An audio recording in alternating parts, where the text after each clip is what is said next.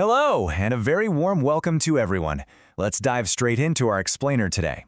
We're looking at one of the most brilliant yet absolutely heartbreaking pieces of literature ever penned, We're demystifying the great American poet Emily Dickinson and her haunting masterpiece, I Cannot Live With You. You see, Dickinson is famous for her reclusive life, but her emotional landscape, it was incredibly vast. Today we're going to unpack a poem that takes the very idea of romantic love and just turns it completely inside out, shall we? Tell me, have you ever heard of lovers so star-crossed that the very depth of their love actually prevents them from being together? Kindly observe this opening line. It strikes like a hammer. I cannot live with you. Wow, it's not a lack of love that keeps them apart. Actually, it's a profound, impossible paradox. The love is so intense, so overwhelming, that it literally shatters the boundaries of human existence. To really understand her agonizing logic, here is our roadmap for today. First, the ultimate romantic paradox. Then, impossibility 1, living together. Impossibility 2, dying together. Impossibility 3, rising together. Next, we'll look at the heaven and hell paradox. And finally, the sustenance of despair. Let's move on. Starting with Section 1, the ultimate romantic paradox. You see, this 19th century masterpiece is essentially mapping out the ultimate long-distance relationship. But the distance here isn't geographical at all. It's the very nature of existence. This is a love so absolute, so uncompromising, that earthly life is just too small for it. Death is too complicated, resurrection is downright blasphemous, and traditional salvation is meaningless. Let's look carefully at how she argues this line by line, starting with the earthly realm. Section 2. Impossibility 1. Living together. Let's read this first stanza line by line. I cannot live with you. It would be life, and life is over there, behind the shelf. Notice this brilliant metaphor. She's arguing that being with her lover would truly be life with a capital L. But that vibrant existence, it's locked away. It's placed behind the shelf, completely inaccessible to them in their current circumstances. But who has locked this life away? Well, observe the next stanza. The sexton keeps the key to... Now, what is a sexton? A sexton is a church officer, right? Someone who maintains church property and the graveyard. By putting the key in the hands of the sexton, Dickinson is showing us that religion, orthodox society, and societal rules are literally locking away their earthly happiness. She continues this domestic metaphor in stanza 3. The sexton is putting up our life, his porcelain, like a cup, discarded of the housewife, quaint or broke. Do you see what's happening here? The lovers and their potential life together are being treated like fragile teacups. They're discarded by the housewife, which represents conventional society, because their unconventional love is seen as either too strange, meaning quaint, or simply broke and defective in the eyes of the world. A newer Sevres pleases, old ones crack. Now, Sevres is an extremely fine, expensive French porcelain. What she essentially means is that society prefers mundane, newer, conventional connections.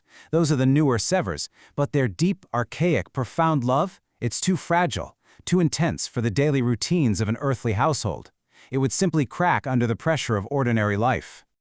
Moving on to Section 3, Impossibility 2, Dying Together.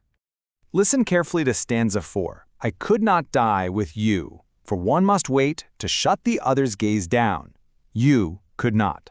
The logistics of dying, she argues, make it impossible to truly do it together. Think about it. One person has to survive just a moment longer to lovingly close the other person's eyes, to shut the other's gaze down, and she knows her lover could not bear to do that for her. But could she do it for him? Stanza 5 gives us an agonizing answer. And could I stand by and see you freeze without my right of frost, death's privilege? The energy in these lines is just haunting. That phrase, right of frost, to watch her lover freeze in death while she is forced to remain warm and alive, denied the privilege of dying at that exact same moment, the agony of surviving him is simply unbearable. So, dying together? Absolutely impossible. Section 4.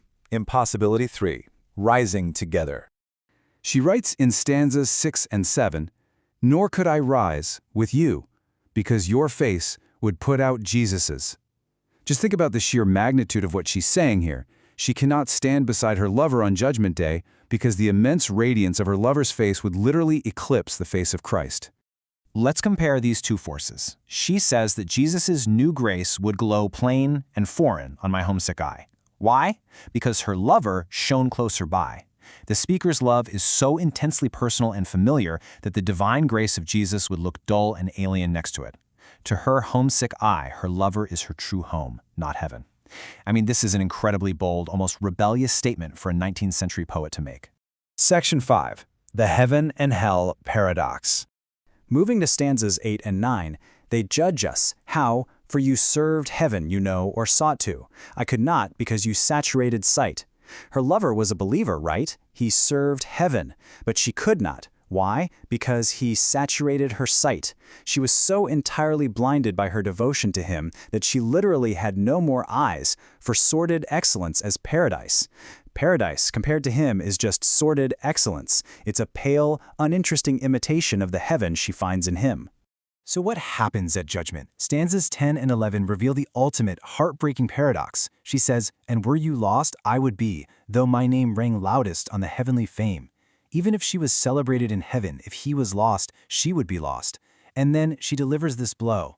"And were you saved, and I condemned to be where you were not, that self were hell to me." Heaven without him is actually hell. And to be damned but with him, that would be preferable. The very definitions of salvation and damnation have entirely lost their meaning, haven't they? Finally, Section 6. The Sustenance of Despair. Look back at the trap she's constructed. Step 1. Denied earthly life by society and circumstance. Step 2. Denied a shared death by the cruel logistics of mortality. Step 3. Denied resurrection by a love that outshines the divine. Step 4. Denied salvation because heaven without the lover is hell. Every single door is locked tight. And so she arrives at the inevitable, devastating conclusion in stanza 12. So we must meet apart. You there, I here, with just the door ajar, that oceans are, and prayer. They must meet apart, an oxymoron that perfectly captures their agonizing reality. He is there, she is here. The only connection between them is a door ajar, a tiny crack of hope that is as vast as literal oceans, bridged only by the silent, distant act of prayer. And what does this endless waiting leave them with? Just look at these very last lines. And that white sustenance, despair. This is absolutely brilliant. You see, despair is usually something that consumes us, but for Dickinson, despair becomes a white sustenance. It's pure, it's cold, and it's a nourishment that paradoxically keeps their love alive precisely because it remains unfulfilled. The pain of separation is the only food their love has left, and so they feed upon it. It leaves us breathless, doesn't it? Emily Dickinson shows us a love so grand it breaks the universe, leaving only the cold nourishment of longing. So, I will leave you with this final thought to ponder today. Does true love actually require physical proximity, or can the agonizing separation of despair itself become its own twisted, beautiful form of sustenance? Thank you so much for joining me in this explainer today. Keep questioning, keep learning, and I shall see you in the next one.